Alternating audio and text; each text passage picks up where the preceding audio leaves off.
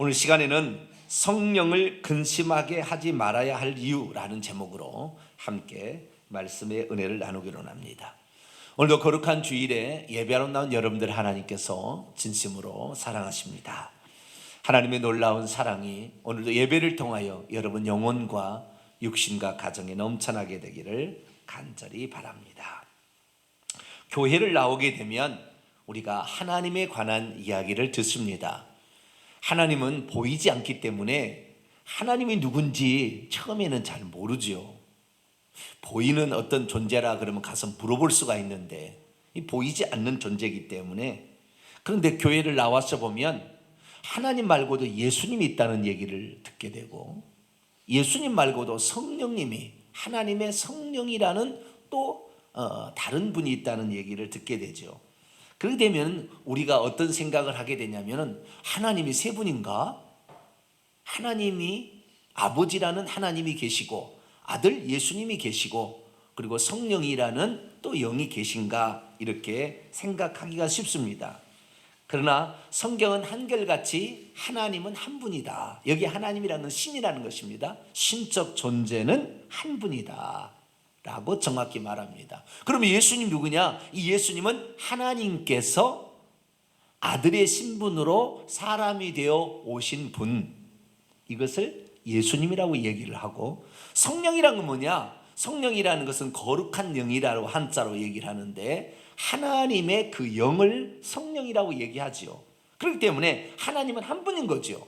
그 하나님께서 사람의 육신을 입고 이 땅에 오셔서 십자가에 죽으셨으니 그분을 우리가 예수님이라고 부르고, 뿐만 아니라 그 하나님의 영을 이 땅에 보내셔서 하나님이 사람들을 보호하시고 지키시고 다스리시고 인도하시기 때문에 하나님의 영이라 이렇게 얘기를 하는 거죠. 그래서 우리는 이 성령 하나님에 대해서 따로 어떻게 공부를 하는 것이 아니라 이 성령님은 하나님의 영이다 라는 사실을 알 수가 있게 되는 것입니다.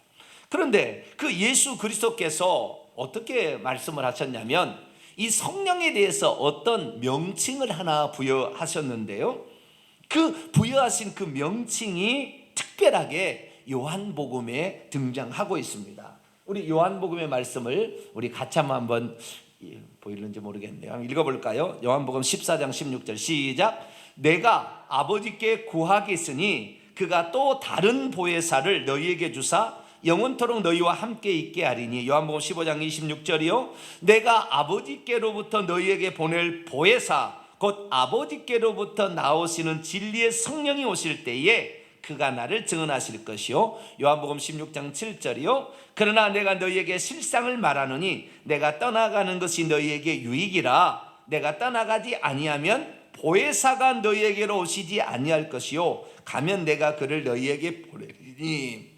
여기에 우리가 이 세 구절을 통하여 예수 그리스도께서 하신 말씀이에요. 이 예수 그리스도의 하신 말씀을 통하여 우리가 세 가지 사실을, 성령에 관한 세 가지 사실을 알 수 있습니다. 첫째, 그분을 보혜사라고 예수님이 불렸다는 것입니다. 보혜사라는 건 뭐냐? 한자입니다. 보호할 보자, 보전하다, 보호하다의 보자에다가 그 다음에 해자는 은혜 해자예요. 그 다음에 사자는 스승사자입니다. 그러니까 어떤 우리를 보호하시고 지키시고 은혜를 주시는 어떤 존재, 그렇게 보혜사라고 번역을 한 거예요. 그런데 그 보혜사라는 번역입니다. 중국 성경에만 나오는 번역이에요. 그런데 중국어 성경을 우리나라 언어로 번역하면서 보혜사라는 용어를 따왔어요. 그러니까 대한민국에는 보혜사라는 말이 존재하지 않았지요. 중국의 성경에만 있었는데 성경이 보급됨으로 말미암아 보혜사라는 글자도 한글 사전에 들어갔습니다. 한글 사전을 누가 만들었어요? 선교사들이 만들었으니까 처음에. 그래서 이 보혜사라는 말이 들어가 있는 것입니다. 이 보혜사라는 것은 하나님이 어떤 일을 수행하시는가에 관한 직책에 관한 말이지 성령에 관한 이름은 아닙니다. 성령은 이름이 없습니다. 성령에 관한 직책에 관한 이름으로서 파라클레토스라는 헬라어를 번역한 거예요.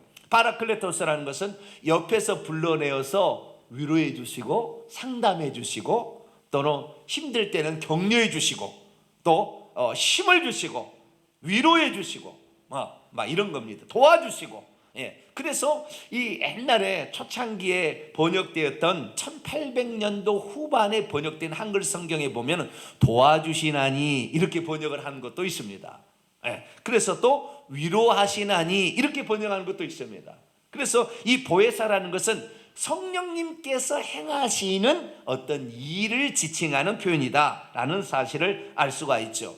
뿐만 아니라 이분은 여기 보니까 진리의 성령이다, 영이라고 또 말하고 있습니다. 그러니까 하나님의 영이죠. 영, 하나님의 영. 이 영은 보이지 않고 만질 수가 없다는 것입니다. 교회를 나오게 되면 성령이 있는데 성령을 체험해라 이렇게 얘기하니까 성령의 영혼에 막 불이 들어와가지고 막 뜨거워서 뜨거 뭐 그렇다는 사람이 있어요. 이거 맞는 말일까요? 틀린 말일까요? 체험을 안 해봐서 잘 모르시네. 이 성령이 오시게 되면 막 뜨거워서 막 뜨겁다 이렇게 얘기하는데 그것은 성령이 아니라 성령으로 말미암아 어떤 나타난 증상 가운데 하나입니다. 모든 사람이 그렇지 않습니다. 그런 경우는 1%나 되는 인구지 그런 게 아니에요.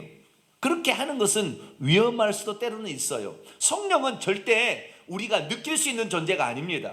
느낄 수 있는 존재가 아니고 그분이 우리를 이끌어 가시는 데에 대해서 우리가 깨닫게 되는 거예요, 나중에. 그래서 이 성령이라는 것은 영이다. 만질 수도 없고 볼 수도 없다. 그러나 그분이 계시다는 걸 알 수는 있어요.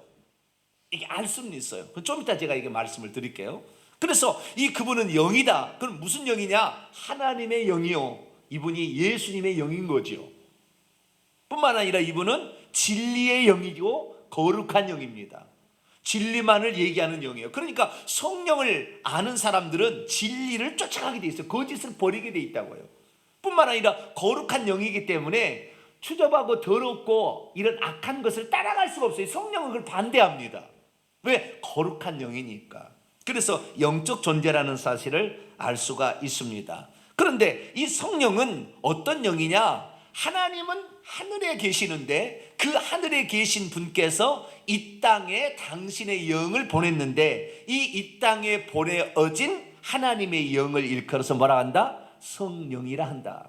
그러니까 한 분 하나님의 그 영을 성령이라고 말하는 것이죠. 그래서 요한계시록에는 이렇게 말하고 있습니다. 보좌로부터 번개 음성과 우레소리가 나는데 이 하나님의 보좌 앞에 등불 7이 켜 있는데 이것은 하나님의 7영이라. 하나님께서 완전하게 우리를 비치시는 등불과 같은 존재다. 그렇게 얘기를 하는데요. 요한계시록 5장 6절 보면 내가 또 보니 한 어린 양이 서 있는데 일찍이 죽임을 당한 것 같더라. 그에게 7뿔과 7눈이 있으니 이 어린 양의 눈들은 온 땅에 보내심을 받은 하나님의 7영이라. 이 땅에, 그러니까 하나님은 하늘에 계세요. 하나님은 하늘에 계시는데 그 하늘에 계신 분이 당신의 영을 이 땅에 보냈어요. 그 영을 뭐라 한다? 성령이라 한다. 그 하나님께서 십자가에 죽으신 하나님은 영이신데 피를 흘리지 못하니까 우리의 속죄를 위해서 피 흘리기 위해서 사람의 몸을 입고 오셨다. 그분을 누구라고 한다? 예수님이라고 한다. 이거죠. 아시겠죠? 그런데 성령이란 뭐냐? 그 하나님께서 이 땅에 보내어서서 우리를 도와주시고 위로하시고 격려하시고 때문에 나중에 책망도 하시고 여러 가지 일을 하기 위해서 이 땅에 보낸 영, 이것을 성령이라고 한다라고 성경은 말하고 있다는 것입니다. 뿐만 아니라 아까 요한복음 16장 7절 보면 내가 떠나가서 보혜사를 너희에게 보냈는데 내가 가면 그를 너희에게 보내겠다라고 얘기하므로 예수님을 대신하여 이 땅에 온 존재죠. 다르게 표현하면 예수님을 대신하여 이 땅에, 예수님과 바톤 턴지를 한 거죠.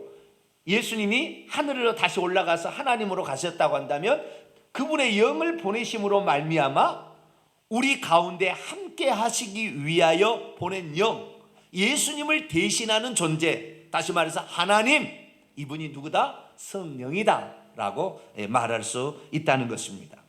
그런데 20세기에 들어오면서 성령님이라는 이 하나님을 사람들이 잘못 이해하게 되었어요. 그래서 이 약 100년이 지난 117년 정도 지난 지금 이 전 세계 교회 가운데 약 5분의 1이 잘못된 데로 빠져버렸어요. 그래서 성령은 보이지 않으니까 이 보이지 않는 성령이 보이지 않으니까 보이지 않는 성령을 따라간다고 성령 하나님 그리고 따라가는데 성령을 사칭하는 귀신을 따라가는 그런 데가 있는 거예요. 지금 이 전 세계 교회 가운데 한 약 5분의 1이 그걸 따라가고 있어요. 그러면 그걸 왜 그러면 그렇게 따라가게 되느냐?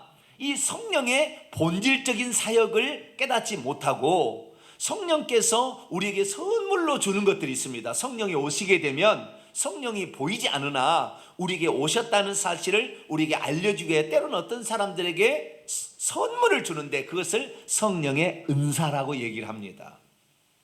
그 은사는 방언을 말하기도 하고 예언을 말하기도 하고 귀신을 쫓아내기도 하고 능력을 행하기도 하는 이런 은사들이 있는데 이런 은사들을 성령으로 이렇게 생각을 해버린 거예요. 그래서 은사가 많이 나타나면 성령이 충만한 사람, 성령이 많은 사람 이렇게 얘기를 한 거예요. 그런데 능력을 해가고 예언하고 방언케 하고 그 다음에 뭐 귀신을 쫓아내 이런 모든 것들을 사실 귀신들도 하는 거예요. 그러니까 귀신들이 하는 것을 모르고 성령이 한다고 쫓아가고 있는 거죠. 그럼 나중에 죽어서 보면 뭐예요? 그분이 성령이 아니라 무슨 영이었다? 귀신영이었다 이렇게 알게 되는 거죠. 큰일 나는 거죠. 그런데 이런 부류가 지금 기독교의 약 5분의 1 정도가 이런 부류가 지금 있습니다. 그래서 아주 조심해야 되는 거예요.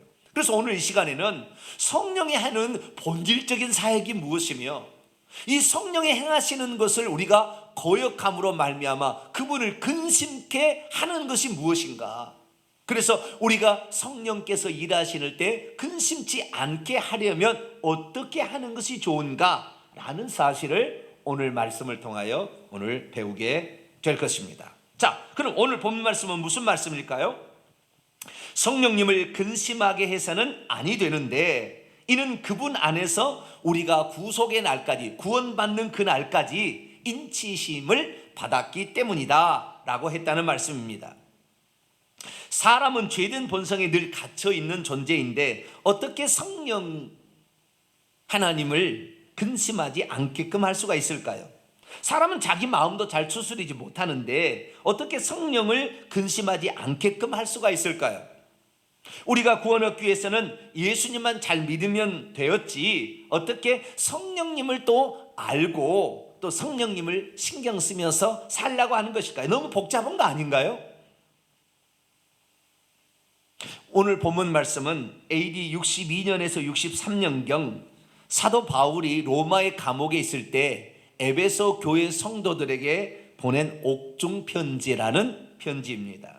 이때 사도 바울은 에베소 성도들에게 이렇게 간곡하게 말했습니다. 뭐라고 말했습니까? 자, 에베소서 4장 30절 말씀을 같이 한번 읽어보죠. 시작. 하나님의 성령을 근심하게 하지 말라. 그분 안에서 너희가 구원의 날까지 인치심을 받았느니라. 믿음이 있어도 성령님이 누군지를 모르면 성령님을 그냥 터부시하거나 또는 성령님이 괜히 나를 간섭한 것 같다는 생각을 할 수가 있습니다. 믿음이 있어도 성령님이 나에게 무슨 일을 하는지를 잘 모르면 그분을 환영하지 못하고 그분을 배척할 수가 있습니다. 믿음이 있어도 성령님께서 나에게 보내는 시련을 잘 알아차리지 못하면 성령님을 근심하게 하고 성령님을 아프게 할 수가 있다는 것입니다. 그래서 우리는 성령님이 누구시며 믿는 자들 속에 들어오셔서 어떤 일을 하는지를 잘 알아서 그분을 기쁘시게 해드리는 복된 성도가 되기를 축원합니다. 그분을 기쁘시게 일할 수 있도록 내가 그렇게 하게 되면 그분으로 말미암아 전능자의 힘을 있기 때문에 나에게 매우 이롭고 이득이 되는 것이죠. 그렇기 때문에 우리는 성령님이 어떻게 일하시는지를 잘 알아야 합니다. 자, 그러면 이 보혜사, 우리를 돕기 위해서 이 땅에 보내신 하나님의 영, 예수님을 대신하여 예수님께서 보내신 그 영, 이 성령님은 대체 무슨 일을 하시는 것일까요? 이 성령님이 하시는 일을 본질적인 측면에서 예수님께서 얘기해 준 적이 있습니다. 예수님께서 이 땅에 오셔서 그분이 하나님이시잖아요. 그분이 이 땅에서 사역을 마치시고 이제 천국에 가시게 되었어요. 그러면서 내가 너희에게 보혜사를 보내주겠다라고 얘기를 하면서 그분이 오시면 무슨 일을 하는지를 말씀해 주셨어요. 그래서 우리가 아하, 성령님은 보이지 않아요. 하나님도 보이지 않지만 성령님은 보이지 않는데 그 성령님이 우리에게 오셔서 어떤 일을 한다는 것을 잘 알면 그분이 일을 하시도록 우리가 도와드릴 수가 있고 배려해 줄 수가 있게 되죠. 그러면 더욱더 우리가 하나님의 사람이 되어서 저 천국에 이르는 데까지 아무 지장 없이 갈 수가 있겠지요. 그래서 우리는 이 성령님께서 어떤 일을 하시는 것인가 예수님이 들려주신 말씀에 주목할 필요가 있습니다. 자, 첫 번째 것을 한번 볼까요? 자, 요한복음 15장 26절을 같이 한번 읽어보도록 하죠. 시작. 내가 아버지께로부터 너희에게 보낼 보혜사 곧 아버지께로부터 나오시는 진리의 성령이 오실 때 그가 나를 증언하실 것이요.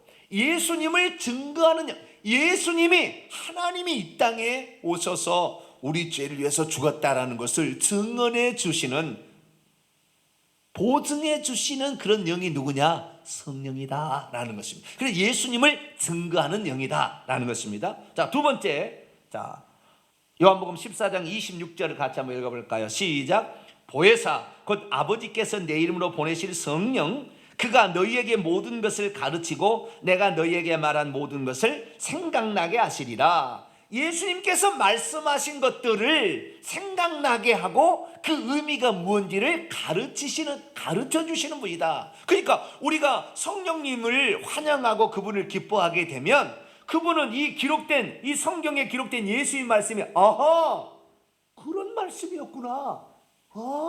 그런 말씀이었구나 라고 우리에게 교사처럼 가르쳐 주시는 분이다. 이것이 두 번째 성령님이 하는 역할입니다. 자, 세 번째 요한복음 16장 8절을 같이 읽어볼까요? 시작. 그가 와서 죄에 대하여 의에 대하여 심판에 대하여 세상을 책망하시리라. 죄가 무엇인지를 책망한다는 거예요. 그래서 성령님이 우리 안에 계시면 독특한 특징이 뭐냐면 아주 독특한 특징인데 제가 아까 성령님은 거룩한 영이라고 그랬죠.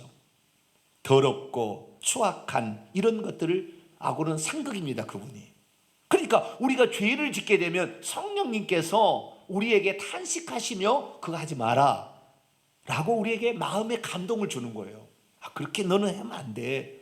그것은 더러운 일이 있잖아. 그것은 거짓된 것을 추구하는 거잖아. 그렇게 하지 마 라고 우리의 마음 가운데서 감동을 하시는 거예요. 보이진 않아요. 만질 수는 없으나 그렇게 하신다 이 말이에요. 아시겠죠? 그래서 이 성령님이 하시는 본질적인 세 번째 일은 죄를 책망하시고 우리가 어떻게 해야 의를 얻고 의롭다고 칭함을 받게 될 것인가. 그 다음에 이 세상 임금이 마귀인데 이 마귀는 이미 심판을 받았기 때문에 너는 이 마귀를 이길 수 있어 라는 사실을 우리에게 가르쳐 주시고 책망하세요. 특별히 책망하는 부분이 커요.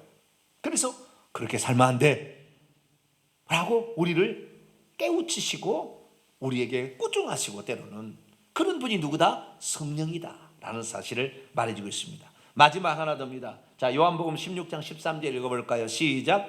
그러나 진리의 성령이 오시면 그가 너희를 모든 진리 가운데로 인도하시리니 그가 스스로 말하지 않고 오직 들은 것을 말하며 장래일을 너희에게 알리시리라. 이 네 번째는 그분은 진리의 영으로서 진리만을 말씀하시며 진리로 인도한다는 거예요.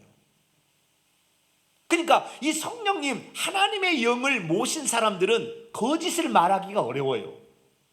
거짓을 늘 말하게 되면 나중에 성령님을 근심하게 만들어버립니다. 그러면 비참한 결과가 와요. 좀 이따 제가 말씀드릴게요. 비참한 결과가 오는 거예요. 성령님을 근심하게 해서는 하나님을 근심하게 해서는 비참한 결과가 나중에는 구원에서 떨어지게 됩니다. 결론적으로는 나중에. 그렇기 때문에 우리 안에 오시는 그 성령이 속성이 뭐냐면 진리의 영이다. 진리가 무엇이고 이것이 참이다. 이런 것을 가르쳐 준다는 거죠. 이것이 바로 성령님께서 행하시는 본질적인 사역입니다. 자, 그렇다고 한다면 사도 바울은 오늘 본문 에베소서 4장 30절에 하나님의 성령을 뭐 하게 하지 말라고 그랬어요? 근심하게 하지 말라 이렇게 말했습니다. 우리가 이제 헬라어를 공부를 해보면 신약 성경은 헬라어로 쓰여 있는데 명령어가 두 가지 명령어 형태가 있어요. 하나는 현재 명령형이 있고 하나는 과거 명령형이 있습니다. 여기에 근심하게 하지 말라, 근심하게 해서는 안 된다 라는 이 동사를 보게 되면 현재 명령형입니다. 과거 명령형은 단호하게 한 번 그렇게 하지 말라 그런 것이고요. 이 현재 명령은 계속해서 꾸준히 네 죽을 때까지 계속 그렇게 하라는 거예요. 그러니까 성령님을 우리가 근심케 하는 일을 우리가 죽을 때까지 조심해서 근심치 않도록 해야 된다라고 말하고 있다는 것입니다. 그럼 왜 성령님을 근심하게 해서는 안 된다고 말하고 있을까요? 우리가 성경에서 알아야 될 사실은 이 성령님께서 예수님을 대신하여, 예수님이 천국으로 가시고 예수님을 대신하여 이 땅에 오셨는데, 그러면 예수님이 오시기 전에도 이 땅에 하나님의 영이 없었느냐? 있었어요. 예수님이 오시기 전에도 하나님의 영이 있었어요. 그러면 예수님이 오시기 전에 하나님의 영과 예수님이 천국에 가신 다음에 보내주신 그 영은 어떤 차이가 있는가? 차이가 있어요. 예수님이 이 땅에 오시기 전에 하나님이 육신을 입기 전에도 하나님께서 이 땅에 보내신 영이 성령입니다. 이 영은 사람 마음 가운데 들어가지를 못했어요. 그런데 예수님이 죽고 부활하신 다음에는 예수님이 우리 마음속에 들어오듯이 성령님께서는 우리 마음의 속에 들어오시는 것입니다. 그래서 우리가 요한복음 14장 16절 한번 볼까요? 요한복음 14장 16절 17절까지 말씀을 우리 한번 읽어보도록 합니다. 시작. 내가 아버지께 구하겠으니 그가 또 다른 보혜사를 너희에게 주사 영원토록 너희와 함께 있게 하리니 그는 진리의 영이라 세상은 능히 그를 받지 못하나니 이는 그를 보지도 못하고 알지도 못함이라. 그러나 너희는 그를 아나니 그는 너희와 함께 거하시며 또 너희 속에 계시겠습니다. 우리의 마음 속에 들어오는 거예요. 그러니까 예수님이 이 땅에 오셨다 간 이유로는 성령님이 우리와 함께 계시는데 어떻게 계시냐? 우리의 마음 속에 계시는 거예요. 언제까지 계신다고 그랬어요? 영원토록 있다고 그랬죠. 14장 16절에 언제까지? 영원토록 있다라고 말하고 있는 거예요. 우리가 여기에서 이 영원토록이라는 단어에 우리가 잘못 속았어요. 헬라 원문을 보면은 알 수가 있는데, 헬라 원문을 보면 알 수가 있는데 그 헬라어 원문을 보지 않음으로 말미암아 이 의미가 뭔지를 몰랐어요. 그래서 많은 사람들이 이제 처음 나오는 사람은 잘 모르지만 기존의 신자들은 뭐냐? 성령님 한번 우리 가운데 오시게 되면 이 성령님은 내가 천국에 들어가서 있기까지 영원토록, 영원 무궁토록 나와 함께 계신다 이렇게 생각을 해버린 거예요. 그런데 원문에는 그렇게 안 나와 있어요. 그러니까 성령님이 우리와 함께 계시는 시기가 있다는 것입니다. 우리 마음속에 들어오신 성령이 우리와 함께 계시는 제한된 시간이 있다는 거예요. 언제까지라고 말하느냐? 오늘 다시 에베소 4장 3절 다시 한번 읽어볼까요? 언제까지 있다는 게 여기 암시가 되어 있어요. 자, 시작. 하나님의 성령을 계속해서 근심하게 하지 고통을 더하지 말라. 그분 안에서 너희가 구원 구속의 날까지 인치심을 받았니. 언제까지 성령이 우리와 함께 하는 거예요? 구속의 날까지 인치시면서 그날까지 있는 분이 누구냐? 성령이라는 거예요. 그래서 여기 정확히 말해주고 있어요. 성령은 언제까지 있느냐? 한번 예수 그리스도를 믿는 자는 하나님의 영을 믿는 자들 마음 가운데 보내주시는데 구속의 날까지 있다는 거예요. 이 구속의 날이라는 것은 우리가 목숨이 끊어져서 죽어서 구원받는 그 날, 그러니까 내 영혼이 천국에 들어가는 날까지는 있다는 거예요. 아시겠죠? 이 영원토록이란 말이 그 말이에요. 좀 이따 얘기하겠습니다. 영원토록이란 말은 우리가 죽어서 천국에 들어가는 그 날까지, 우리가 죽는 그 날까지, 구속의 날까지 있다는 말입니다. 그러면 이 구속의 날까지 있는데 이 구속의 날까지 있었던 성령을 늘 근심하게 만들고 이분을 마음 아프게 만들고 이분을 고통하게 만들어서 막 거짓을 따라가고 더러운 일, 부정한 일, 막 이런 일들 죄를 계속 짓게 되면 어떻게 되느냐? 우리의 육신이 끝나는 날, 구속의 날이 되어지는 그날에 성령님이 나를 버려버리는 거예요. 그럼 어디로 갈까요? 성령님 그를 버리면 지옥에 떨어지는 거죠. 그러니까 예수 그리스도를 믿는 자라도 성령을 계속 근심하게 하고 자기 말 성령이 책망해서 죄를 회개하라 얘기했는데 죄를 회개하지 아니하고 계속해서 죄를 짓게 된다고 한다면 어떻게 돼요? 우리가 죽는 날 성령이 우리를 떠나버려서 결국에 우리는 지옥에 떨어질 수밖에 없다는 거예요. 그것을 헬라 원문을 보면 정확히 알 수가 있어요. 자, 먼저 요한복음 14장 16절을 제가 헬라어를 번역을 해봤는데요. 번역문은 여기에 있습니다. 번역문은 여기에 있는데 뭐라고 나와 있느냐면 카이 그리고 에고 내가 에로타오 이거 요청한다는 말인데요. 앞으로 미래에 그렇게 하겠다는 거예요. 내가 요청할 것이다. 호파테르 아니요. 호파테르 아버지에게 요청하겠다. 뭘 카이 알로스 파라크레토스 다른 보혜사를 여기 밑에를 보시면 돼요. 다른 보혜사를 아버지에게 요청할 것이다. 구할 것이다. 이렇게 나와 있어요. 그런데 so they 이 so they라는 말은 디돔이라는 주신다라는 말 그분이 주도록이라는 부정사 구문입니다. 투부정사 구문이에요. 그러니까 또 다른 보혜사를 요청하는데 어떤 목적으로 주도록 뭐요? 휘민 너희에게 주도록 보혜사를 달라고 아버지께 요청한다는 말입니다. 희나라는 것은 뭔가하기 위하여. 그래서 메네라는 것은 머물다, 너희 안에 머물도록 이렇게 한다는 거예요. 메스 휘민 너희와 함께 머물도록 에이스톤 아이오나 이게 중요합니다. 지금 얘기하려고 하는 거예요. 너희와 함께 머물도록 하기 위하여 너희에게 주도록 내가 성령을 아버지께 구할 것이다 라고 이 예수님이 말씀을 하셨어요. 그럼 언제까지냐는 것이 우리가 우리 아까 성경을 보니까 영원토록이라고 돼 있죠.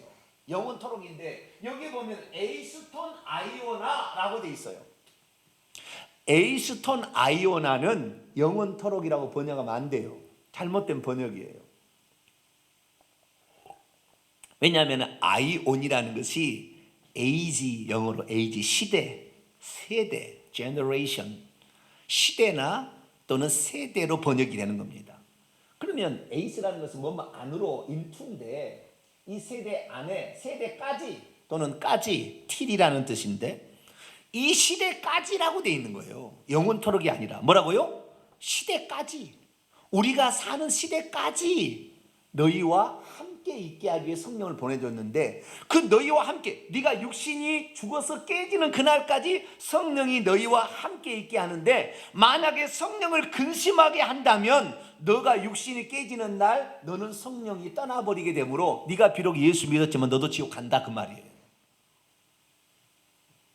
그러면 영원토록 정말 세세 무궁토록 이터널 또는 forever 이렇게 영원토록이라는 그런 말은 어떻게 되어 있느냐? 헬라 원문은 다르게 되어 있어요. 어떻게 되어 있냐면은 제가 가져왔는데요.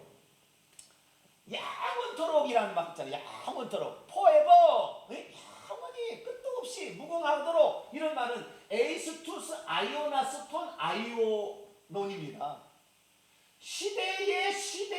시대에까지 그러니까 모든 시대에 통틀어서 그러니까 이 시대가 됐든 저 세상이 됐든 이 세대당이 됐든 저 세대당이 됐든 계속해서라는 말이기 때문에 이 말은 뭐야? 이 말은 세세무궁토록 영원토록 그런 뜻이에요. 그런데 아까 우리가 봤던 에이스톤 아이오나는 시대까지요. 시대까지 우리가 사는 이 시대까지 그렇게 되어 있는 거예요. 정확합니다. 헬라어 보면 딱 정확하게 되어 있어요. 그러니까 우리가 내가 예수 그리스도를 믿으면 성령께서 내가 성령을 근심하게 하든 상관없이 성령께서는 나와 함께 할 것이고 자 영원 천국에까지 끝도가 더 없이 나와 함께 할 거다 이렇게 착각함으로 죄를 짓고도 회개하지 않는 거예요. 아니에요. 성령을 근심하게 해서는 안 되는 거예요. 성령을 근심하게 하면 성령께서 우리가 육신이 깨지는 날 우리를 떠나시는 거예요. 성령은 지옥에 안 갈 거니까 우리가 지옥에 떨어지고 마는 것입니다. 그래서 우리가 왜 성령을 근심하지 않게 해야 되느냐? 이 근심하다라는 이 동사를 보게 되면 고통을 주다라는 것이 원뜻입니다.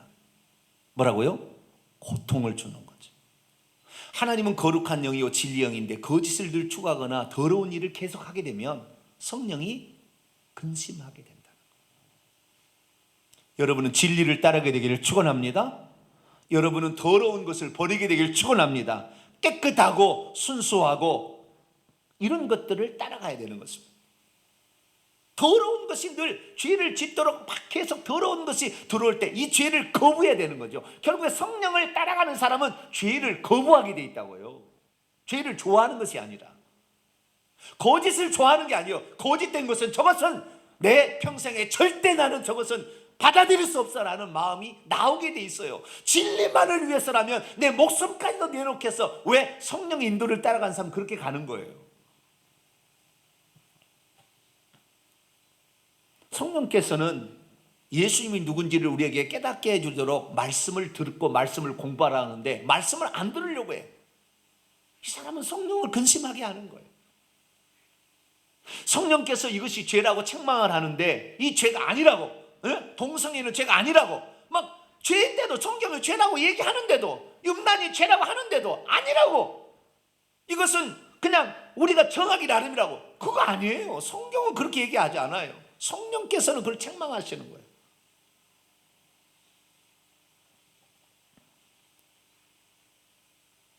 그래서 우리는 이 에베소서 4장 30절의 말씀을 마음에 새겨야 돼요.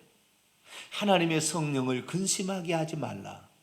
이는 그 안에서 너희가 구속의 날까지 인치심을 받았지만 구속의 날이 지난 다음에 너와 성령의 관계가 어떻게 될 것인지를 주의하라. 예수님께서 영원토록 너희와 함께 있겠다는 그 성령은 내가 한번 보내줬기 때문에 네가 죽을 때까지는 내가 너의 구원을 포기할 수 없어서 너를 회개해서 구원받도록 하겠지만 그때까지는 회개치 않게 된다고 한다면 결국에 성령을 거둬들이시게 된다, 그 말이에요. 성령을 근심하게 하실래요? 성령을 기쁘시게 하실래요? 믿음이란 무엇입니까? 성령을 근심하게 하지 않는 것입니다. 성령이 기쁘시게 내 안에 일할 수 있도록, 성령은 말씀을 깨닫게 하시니까 우리가 말씀을 암송하고 말씀을 좋아하고 말씀 듣기를 사모하고, 이래야 성령이 우리를 진리 가운데 인도하는 것입니다. 죄를 책망하면 죄를 버리고 회개하고 주의 뜻을 따라서 가야 되는 거예요. 할렐루야. 이렇게 될 때에 성령은 우리를 기뻐하시고 우리가 육신을 벗어나는 그 순간 내 영혼을 데리시고 천국으로 안내해 주시는 거예요. 할렐루야. 그래서 성령을 근심하지 말아야 될 가장 결정적인 것은 우리의 영혼이 죽는 날 천국에 들어가려면 성령을 따라서 갈 수밖에 없는데 그 성령이 나를 버리지 않도록 하려면 성령을 근심하지 않게 되기를 축원합니다. 그래서 사도 바울은 에베소 5장에 얘기하는데요, 에베소 5장 이 30절은 25절부터 32절까지 나오는 말씀을 종합해야 하는 거예요. 여기에 보면은요, 거짓말을 하지 말고 마음을 나쁘게 갖지 말고 행동을 악하게 하지 말라, 악독하게 하지 말라, 이런 말이 나와요. 그래서 우리가 늘 더럽고 추악하고 이런 것들을 우리의 마음에 품으면 안 돼요. 이런 것들은 사탄아 물러가라. 그리고 이것을 떨쳐버리게 되기를 축원합니다. 그래야만이 이 성령께서 기뻐하시고, 그래 내가 너를 거룩하게 할 뿐만 아니라 하나님 우리를 거룩하게 할 뿐만 아니라 그 성령을 따라가게 되면 하나님께서 우리를 도와주십니다. 할렐루야. 없던 지혜가 생기도록 만들고 위험한 일이 있으면 성령이 딱 보호하심으로 교통사가 빵 나도 그 순간에 딱 차단함으로 차는 박살나도 나는 깨지지 않은 거예요. 순간에 하나님이, 성령님이 나를 딱 보호하시는 거예요.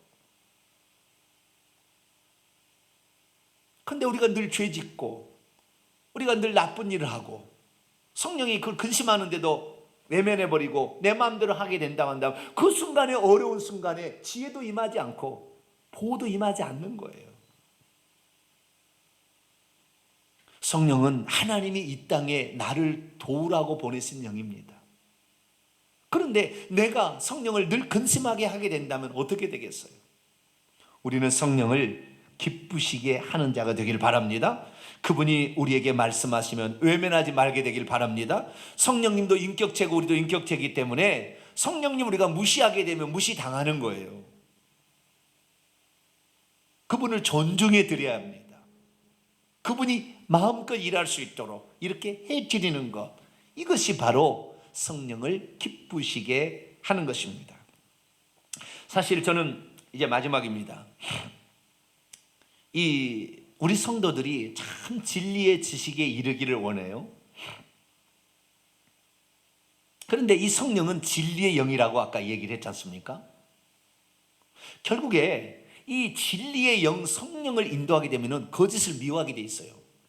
그리고 죄를 멀리하게 돼 있습니다. 그리고 거룩하고 순수하게 돼 있어요. 이게 돼 있다고요. 또한 성경 말씀의 의미가 무엇인지를 정확히 알게 돼 있어요.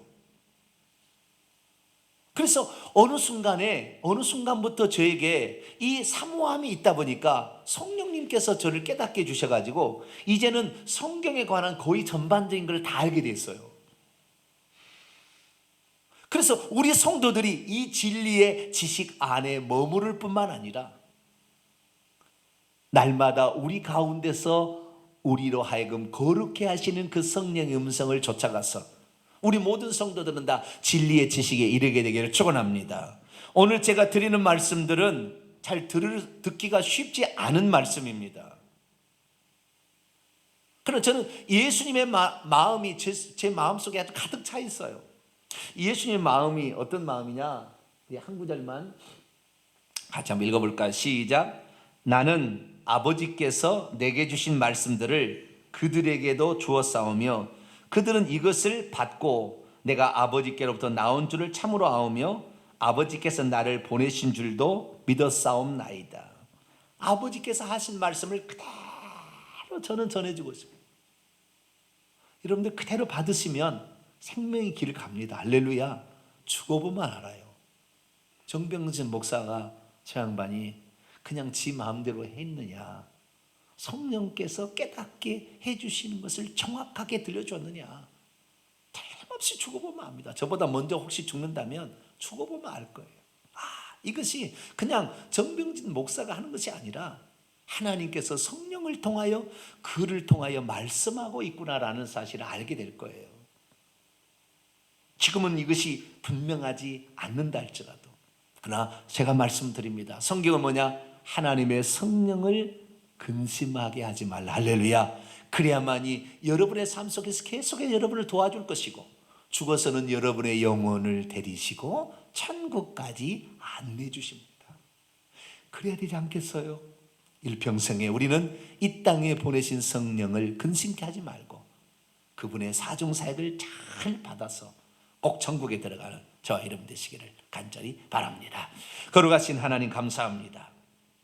오늘 저희들이 어떤